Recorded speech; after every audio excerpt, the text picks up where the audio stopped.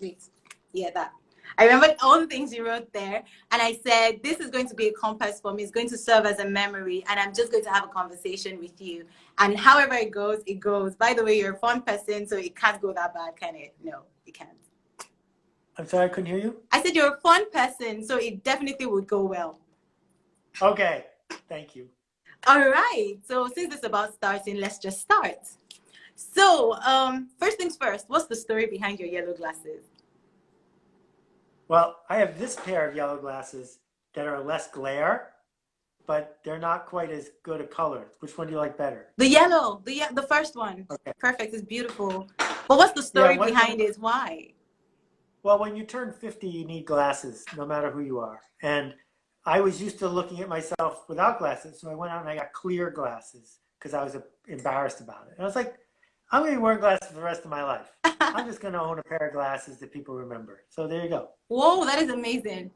So first things first, right? I hear a lot of people say, a lot of people are going to start stuff when we're done with this life. I trust that you're going to deliver on that. You're good at this. I mean, it's all you say, it's all you do, is what you live and breathe. So how do we guide people on what to choose to start? Two things I'd say to begin. Number one, you have to start where you are. Where else could you start but where you are? And saying I can't start because I need to be over there is a way to hide. If your goal is to be over there, well, then start going over there. But whatever it is, you have to start where you are. And then the second thing is seek out the smallest viable project.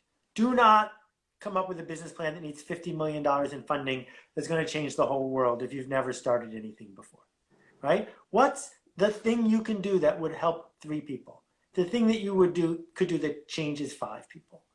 That if you hear the stories of people who become successful entrepreneurs, their first business is almost always a lemonade stand. It's almost always shoveling snow. I don't think there's any snow where you are, but shoveling snow. And the point is, find a small project, make a difference, and then do a bigger one. Amazing. So here in Nigeria, I can't speak for anywhere else, but here in Nigeria, we're taught to keep quiet. When you do something, when you speak out of turn, you're slapped, you know, like it's not even cool. It's not like shut up. It's a good slap. So we've been taught and we've been taught to conform. How do we unlearn the system? How do we fight the system? Yeah, no, it's a real problem. And it's a problem here as well. Probably not as bad, but it's a real problem. And I wish I had a magic solution, but changing the culture is very hard. If your projects are generous, it's easier to get people excited about them than if your project is hustling people.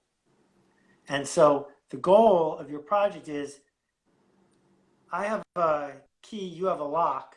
If I lend you my key, you'll be able to open your lock. You'll be glad I did. Yeah. Right? And most people, if they're looking for something in the dark and you show up with a flashlight, will say thank you. And so the idea is to take those steps that aren't about you, but are about helping somebody else. Amazing. Oh, wow.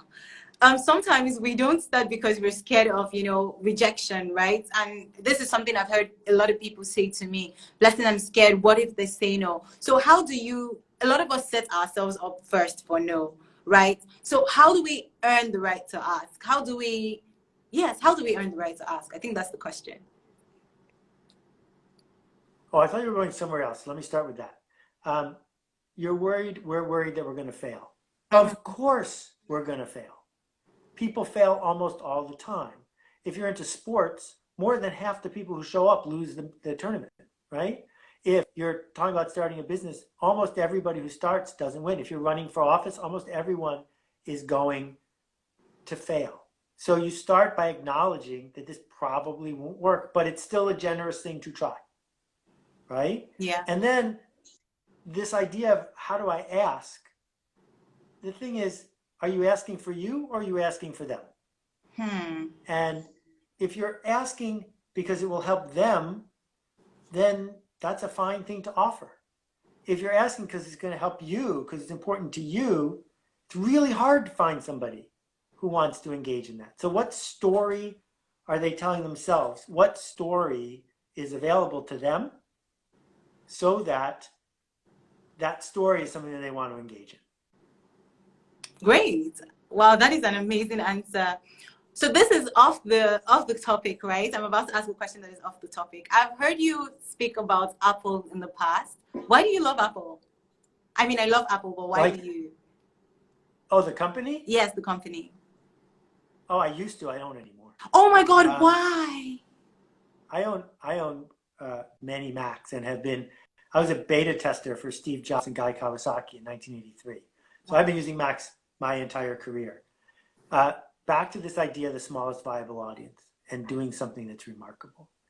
For a really long time, the people at Apple were groundbreaking in their focus on how to get people like me to be able to create beautiful objects, how to help people like me engage with an interface, engage with a computer, find more power, find more leverage. That's a choice. And in the last 10 years, their mission has been, how do I get more normal people to buy an iPhone? Because that's how they make their stock price go up. Oh, And you cannot argue with Tim Cook's goal of making the stock price go up. If that's your goal, it worked, right? He's allowed to run the company the way he wants to. But the Apple that I know wouldn't wait years and years and years before updating various computers or software. The Apple I know would have turned Keynote into a much more powerful product true. instead of letting it just lie fallow for 5 years. And so I have a brand disconnect because there's the Apple of my dreams that I remember. And then there's this consumer product company that I should have bought stock in, but I'm not their customer anymore. And they are consistent in saying, we know who our customer is now, and we're making things for those people. Oh wow. Sniff, sniff. I hope they hear you. How have you stayed Unlikely. How have you stayed consistent over the years? The reason I'm asking this is I follow your blog, I follow your podcast. You're consistently releasing content, like consistently. And how do you stay consistent? You're one of the most consistent people I know. So, someone just answered in the comments, are brands allowed to change? Brands are totally allowed to change. They should just be coherent in saying, we are trying to accomplish this, so we're going to do that, right? And for me, I wanted to be able to say to people every day, I'll say something that you might know, but that you might be glad you were reminded of. Every day I'll say something that you might want to share or not. And most of the time when I can, I'll try to make it about the person who's reading it. And if you go to bed every night knowing that that's on your agenda for the next day, then it's more likely you'll be able to write something like that. So I only decide once to write a blog every day. Once you decide that blog to do that every day, after that, all you got to do is keep the promise. So funny thing is, I recently wrote an article called "Brush Your Teeth," and the concept was when you when you miss brushing one day, it doesn't mean you stop brushing forever. You just keep brushing. You just continue from where you stopped. Have you ever missed a day? Have I ever missed a day? Yeah, sure, I've missed a day when you wake up late or something or you forget. But you're exactly right. That's a brilliant analogy. Perfect. Brush your teeth every day. Yeah. Yay! Okay, great to know I'm on track. So next question would be, how do you stay creative while you're creating? Because creating is important to stay consistent. But how do you stay creative while you're creating? So what does creative mean? Creating art, maybe? Like doing something that is not I usually think done. that could be. I think creative means you made change happen.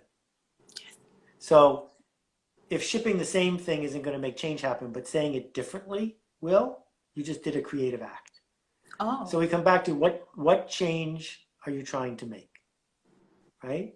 You can be clear about what change you're seeking to make, then you can find a creative solution that hasn't been tried, that might not work, about how to make that change. Great. So attention or trust, which comes first? I saw this somewhere, but I wanted you to really specifically tell me which comes first. Okay, so trust is the priceless asset of our time. Trust is in really short supply. But no one will trust you until they've heard of you, until a friend has recommended you, until they've seen you in the marketplace, until they've seen you showing up. And so if we misuse attention by spamming people, we've burned trust.